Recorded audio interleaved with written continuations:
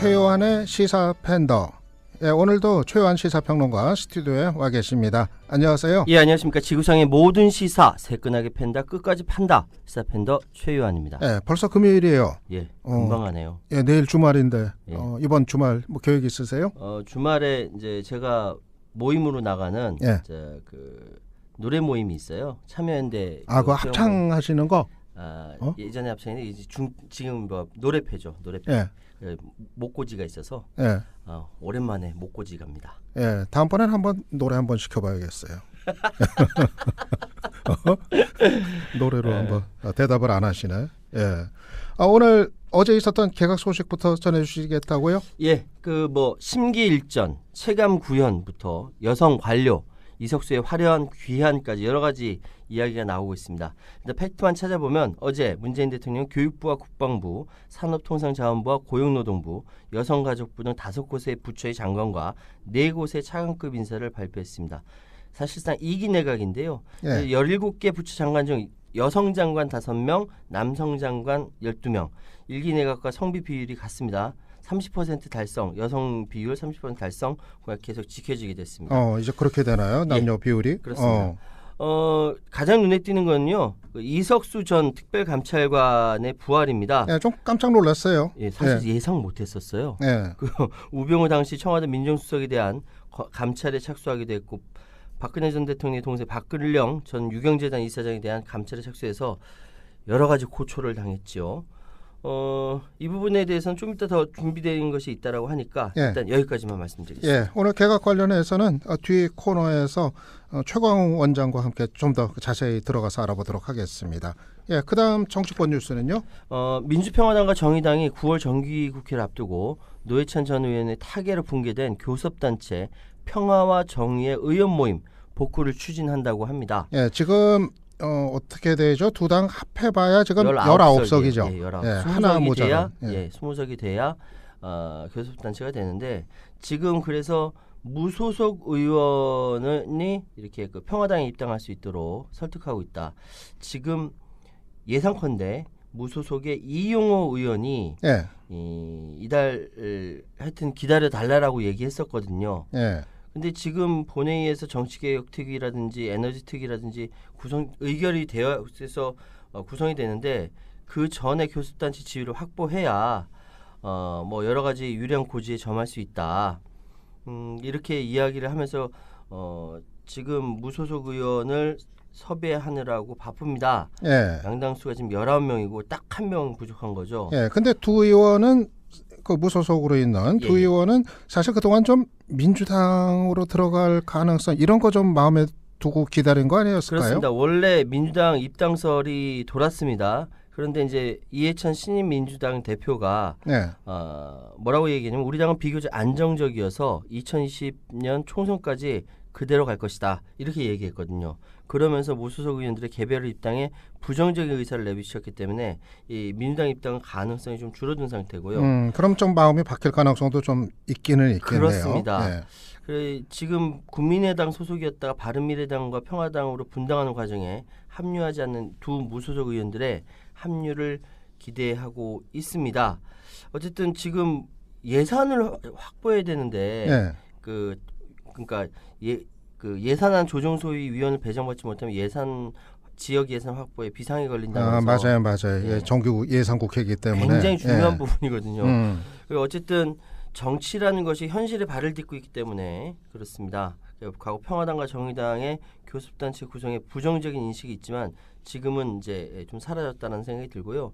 교섭단체 평화와 정의의 의원 모임 복구가 되었으면 좋겠네요. 한 석에 따라서 교섭단체 되냐 마냐 왔다 갔다 하니까 이 두 사람 참 몸값이 좀 올라가긴 올라가겠네요. 그렇습니다. 그리고 자유한국당 얘기도 있네요. 그 자유한국당이 문재인 정부의 소득주도 성장 정책에 맞대응하는 새로운 성장론, 새로운 모델을 발표한다고 합니다. 그래요? 이거 좀 흥미롭네요. 뭐 어떤 모델일까? 대한정당으로서 면모를 보여주겠다는 방침인데요. 일단은 자유한국당이 제시할 새로운 성장 모델은 혁신과 자율에 초점을 맞출 것이다. 왜냐하면 문재인 정부의 소득주도 성장론은 국가주의에 맞닿아 있다 이렇게 보고 있는 거예요. 아, 지난번 그 김병준 위원장 얘기한 국가주의 뭐 그 연장이네요. 그렇습니다. 그러니까. 예. 그래서 국가의 역할은 시장의 보충적인 역할로 제한을 해야 한다라는 등의 큰 개념을 중심으로 준비하고 있다고 하고요. 예. 그래서 9월에 시작된 정기국회에서는 소득주도 성장 대 새로운 성장 모델의 프레임 전쟁을 본격화한다 이런 방침을 세웠다고 합니다. 예. 그리고 내부적으로는 지금 그 각종 규제 완화, 연구개발 투자, 인력 개발 어떻게 할지 그리고 상임위별로는 어떤 입법을 추진할 것인지 상당한 작업이 진행이 되었대요. 예. 근데 다만 예. 중요한 것은 이런 여러 가지 작업들을 구슬을 하나로 꿰 네이밍 작업, 이름을 뭘로 붙일 것이냐. 예. 여기에 고심을 거듭하고 있다고 합니다. 예. 이름이 중요한가 봐요. 굉장히 중요하죠. 왜냐하면은 사실 마땅치 않지만 홍준표 전 대표가 페이스북을 통해서 정확하게 얘기했어요. 정치는 프레임 싸움이다. 그러니까 네이밍을 어떻게 짓느냐에 따라서 예. 소득주도 성장과 새로운 성장 모델이 프레임을 어떻게 가져가냐 이게 결정되기 때문에 이게 굉장히 중요한 것이 네이밍 예. 작업이. 홍준표 전 대표 보면 이 프레임 싸움이라고 하고서 그냥 뒤집어 씌우기 잘했어요. 그냥 그게 프레임 싸움이더라고요. 그냥 네, 말, 그쪽에서는 맞든 안 맞든 일단 그냥 뒤집어 씌워버리면 그게 이제 프레임이니까. 예. 그리고 미국이 한국산 철강 관세에 대한 품목 예외를 허용하기로 했다고요. 제가 읽기는 읽었는데 예. 좀 해설을 해주셔야 예. 알겠어요. 그 미국 상무부가 그러니까 우리나라로 이제 무역을 관장하는 그 미국의 부처가 철강 품목은 25% 관세나 70% 쿼터 할당 적용을 받지 않게 되었다라고 이야기합니다. 자, 다시 말씀드릴게요. 그러니까 지금까지 그냥 미국에 철강을 이렇게 수출하는데 예. 25% 관세를 더 부과를 받았어요. 예. 그리고 전체에서 100% 다 수출 못하고 70%까지만 할당 적 쿼터라고 해서 적용을 받았거든요. 근데 이게 어디냐면 한국, 아르헨티나, 브라질 등등 몇 군데예요. 몇 군데 나라가 미국에 잘 보여서 이렇게 면제 조항에 이번에 이제 그 트럼프가 사인을 하게 된 거거든요. 예. 그래서 오늘 오전에 보니까 막 신문에 대문짝하게 나왔더라고요. 그런데 철강업계는 의외로 덤덤한 표정입니다. 왜 그럴까? 언론에서 이게 막 떠들고 막 그러는데 실제로 이렇게 되더라도 별 도움이 안 된다는 거죠. 자, 두 가지 이유입니다. 첫 번째는 무역 장벽을 높였지 않습니까? 미국에서 무역 장벽을 높이니까 미국 내에서 철강제 가격이 엄청 뛰었어요. 그러니까 그걸 사용하는 그 수요 업체들이 왜 이렇게 비싸 하면서 반발이 커졌죠. 네. 그러니까 현지 자동차와 전자업체들이 감당해야 할 비용이 느니까 수익성이 악화가 됐거든요. 그러니까 제너럴 모터스라든지 이런 데서 원래 한국산이나 브라질산의 싼 철강을 상대적으로 저렴한 철강을 가져와서 하다 보니까 수익이 늘었는데 네. 이게 막혀버리니까 미국의 비싼 철강 제품을 사용하게 되고 그러다 보니까 내부에서 반발한다는 거죠. 그리고 에너지 산업계는요. 이거 뭐냐면 이제 시축이 채굴 시축 있죠. 원유 시추하는 이게 강관으로 만들거든요. 네. 이게 이제 막 그 셰일 오일이 막 발굴이 되고 막 미국에 막 이게 수익이 막 늘어났어요. 네. 막 늘리고 있는데 갑자기 강관 그 관세 부과하고 막 비싸지니까 에너지 쪽이 굉장히 그 파워가 세거든요. 그러니까 굉장히 반발했습니다. 그러니까 트럼프에게 죽겠다고 아주 난리를 쳤던 거예요. 그래서 결국 품목 예외 지정이 됐다. 예. 이 얘기고요. 두 그 번째로는 예. 근데 이렇게 예외 신청하더라도 실제로 품목 제외까지 이어질 것인가? 왜냐하면은 보통 품목 예외 신청을 하게 되면은 미국 업체들한테 의견을 묻는데요. 묻는데 그 가운데 철강 수요 업체뿐만 아니라 현지 미국 철강사들도 포함되어 있다는 거죠. 한국이나 브라질의 경쟁사들도 그 안에서 그 의견 묻는데 이야기한다는 거죠. 예. 그러면 이쪽에 당연히 수급을 맞춰줄 테니까 수입 계속 막아달라 이렇게 이야기할 거고 우리 철강업체 쪽은 그렇게 보고 있다는 것이죠. 그러니까 문제는 가장 근본적으로 글로벌 과잉, 중국에서 어마어마하게 쏟아내는 글로벌 과잉이 문제인데 예. 이 문제가 해결되지 않는 상태에서 무역 장벽이 갑자기 이렇게 낮아질 이유가 없고요. 그러다 보니까 언론에서는 이렇게 떠들어도 철강업체 표정이 그다지 밝지 않은 이유가 이해가 되었습니다. 예. 나는 왜 얘기가 이쪽으로만 가면 머리가 잘 안 돌지?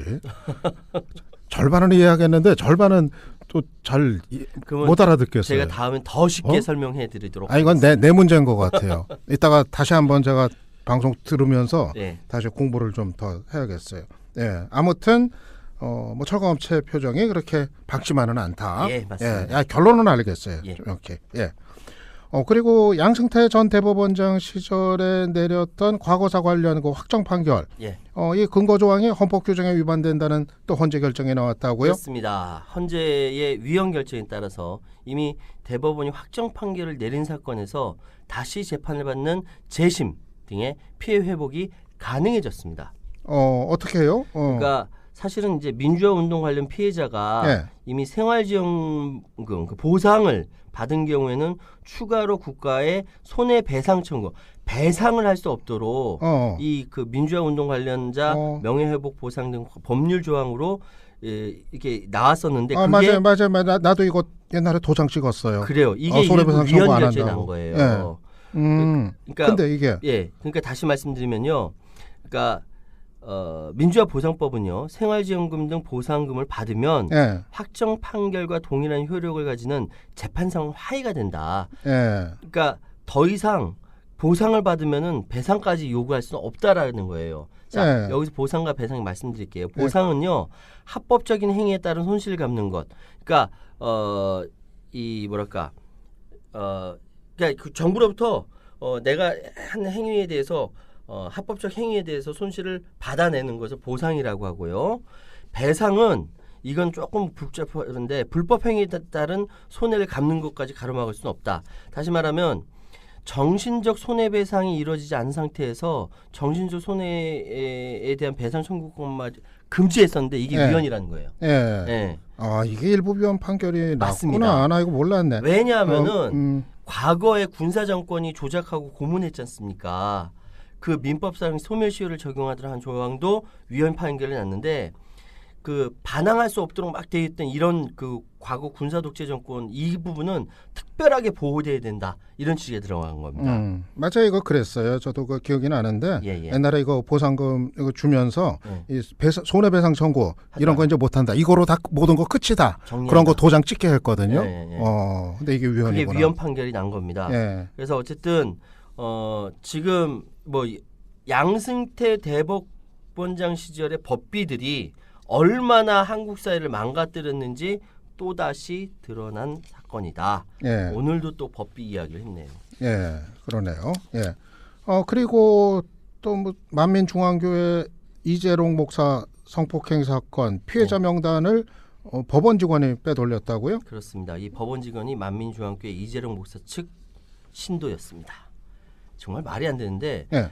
워낙 이런 성폭행 사건이 있다 보니까 이 피해자들이 그러니까 2차 피해가 갈까봐 재판부에서 비공개 재판하고요.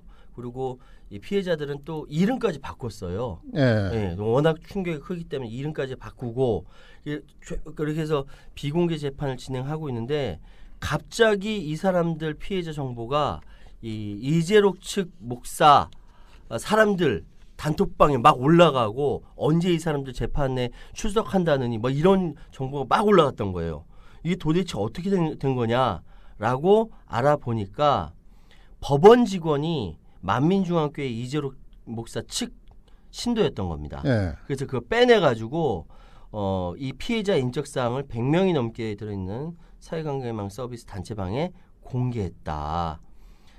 예. 근데 왜 그랬대요? 왜?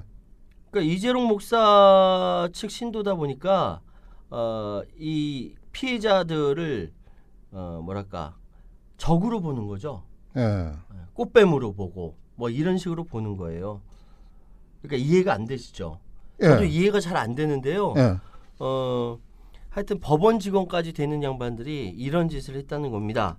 그래서 지금 검찰 관계자는 피해자를 악의적인 소문 등 고통을 받던 중 실명까지 유포돼서 극심한 정신적 고통을 호소하고 있다라고 하는데 제가 어제 그래서 이재롱 목사 사이트 들어가 봤거든요. 예. 아무것도 변한 게 없어요. 그대로예요. 말도 안 되죠. 그러네요. 그리고 김경준 씨, BBK 전 대표죠. 예. 국내 오겠다고 입국 신청했는데 거부됐다고요? 이 김경준 씨, BBK 김경준 씨가 제 패친이기도 합니다. 전 이 뉴스를 며칠 전에 먼저 받아봤어요. 에? 뭐 어떻게 된다고요? 페이스북 친구라고요. 아 페이스북 친구? 예, 예. 예. 패친. 페이스북은 못 들어서 친구라고 그런 줄 알고 깜짝 놀랐어요. 친구예요. 예. 아. 이 사람이 이 정보를 미리 그 페이스북에 올렸더라고요. 그래서 예. 와 이거 문제 되겠네라고 생각했었는데 미국으로 강제 퇴거된 BBK 전 대표 김경준 씨가 당국에 입국 금지 해제를 요청했지만 예. 받아들여지지 않았다.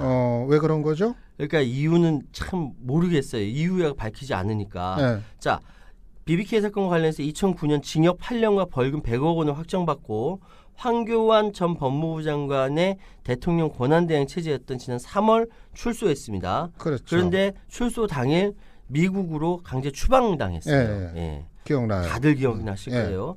근데 갑자기 그러니까 김경수 씨가 어제 국내 법률 대리인을 통해서 호소문을 발표했는데 법무부에 입국하게 해달라 호소를 했습니다.